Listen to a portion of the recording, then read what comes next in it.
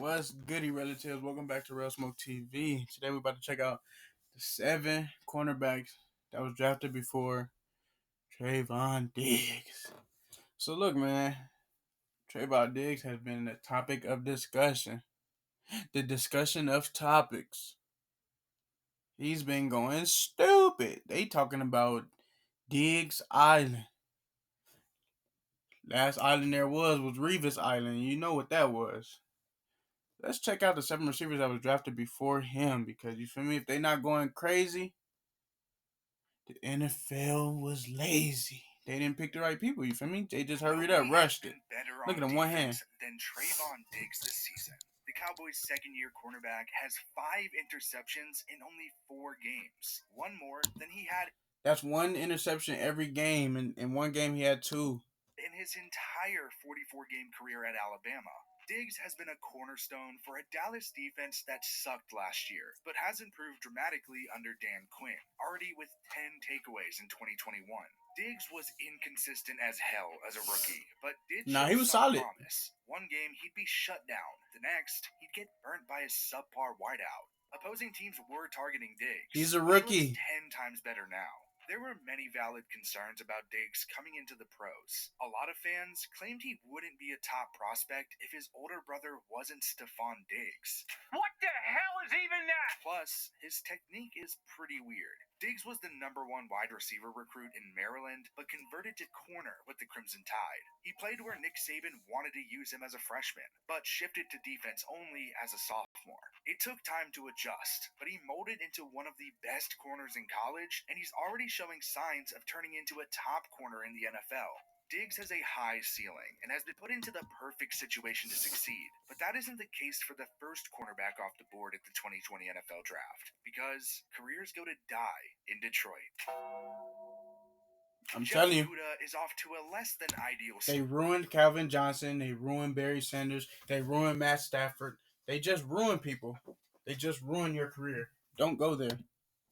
Rupturing his Achilles in week 1. He was brought in to replace Darius Slay, but he definitely didn't live up to the hype of being the #3 selection as a rookie. Okudah dealt with a hamstring injury early in the season before suffering a groin injury in week 11 that ended his year. The Lions didn't give him the #1 corner role, and he couldn't perform at a high level, even when he was on the field. But he's still got a ton of time. At Ohio State, Okudah was literally the perfect corner prospect. Good instincts, good size at 6'1". College is not the NFL. And could shut down opposing receivers in man-to-man coverage. He hasn't turned into a generational stud like some expected, but Okudah hasn't really had a lot of opportunities to prove himself due to injuries. A groin injury derailed his rookie year, much like C.J. Henderson, the next cornerback off the board at #9. The Jaguars have already traded away Henderson.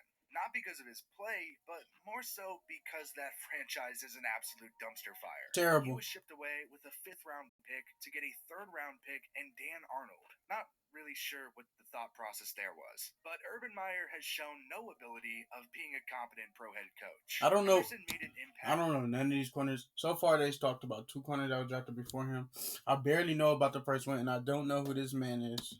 From the second so he far, on the field in these teams are slipping. Honestly, was pretty damn good, but he couldn't stay healthy. A new regime came in, and he wasn't their 1st-round pick, so they traded him to Carolina. Henderson was another guy with ideal size and the ability to stick with any receiver downfield. But the huge worry on him was his tackling, something that hasn't really been an issue in the NFL. Henderson has the potential to become a true lockdown corner, but it won't be in Jacksonville, which honestly he should probably be happy about. The Jaguars are tanking, and the Falcons probably should be, but the Jaguars would never win anything. The Falcons, they sold, bro. They'd never win nothing. Matty Ice is water. Spot on their defense. A.J. Terrell was easily the top corner. He's evaporated. He's not even water. Because water means you wet. To go up against some stud wideouts, but managed to hold his own. Many believed that Atlanta had reached on Terrell on draft day, but it was necessary at the time after they let go of Desmond Trufant. He probably would have been selected higher than #16 if Jamar Chase didn't absolutely torch this man in his final college game. But you couldn't ignore his successful career at Clemson. Terrell is long and fast. That's a she said. He can play man-to-man all over the field and has proven that in the NFL early on. Terrell very well may be the best corner from the class, but he's going to have a long road ahead in the Bro, did he just sock him in his ribs? Wasn't the only long road ahead Ooh, in the annex but of that's a Atlanta. punch. That's a fade after the game. Wasn't the only stud corner out He of didn't Clemson, fired on him. playing alongside Damon Arnett, the Raiders' number 19 selection. Much like Okuda, his rookie year wasn't great for a lot of the same reasons. Arnett spent time on the COVID-19 list and broke his thumb. When healthy, he struggled, allowing 25 receptions on 32 targets and missing 12 tackles. Not ideal. And that's why he's not doing good. He dancing in practice. Arnett is playing less than a third of the Raiders' snaps and is well on his way to being labeled a bust. He was never a top 2 corner for the Buckeyes, came into the league at 24 years old, isn't very physical, isn't fast, and has short arms. Why aren't you seizing the boy? The worry was that Arnett was already fully developed, and it looks like that may have been the unfortunate case for the Raiders. If your first-round selection is inactive in their second season, you picked the wrong dude. And the Dolphins did just that with Noah Igbenogany. Miami needed a corner and traded down. I don't know none of these players, bro. Igbenogany, but he's just been inconsistent and flat out not good. However, he was a project, and Miami knew that. His raw talent was off the charts, and he was still learning the position after switching over from wide receiver at Auburn. It's not looking too good for Igbenogany, but he was a first-round pick for a reason, as was Jeff Gladney, who was taken with the next selection. But he kind of went full Chris Brown and destroyed his career while it was just getting started. What do they mean by that one full Chris Brown, bro? Don't ever talk about Chris Brown like that.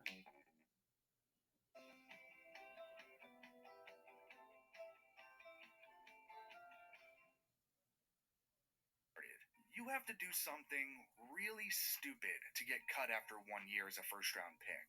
But Gladney was up to the challenge. He allegedly punched his girlfriend and turned himself in, later getting indicted for domestic violence. The good news for Minnesota? He sucked. Gladney didn't miss when he tried to hit his girl.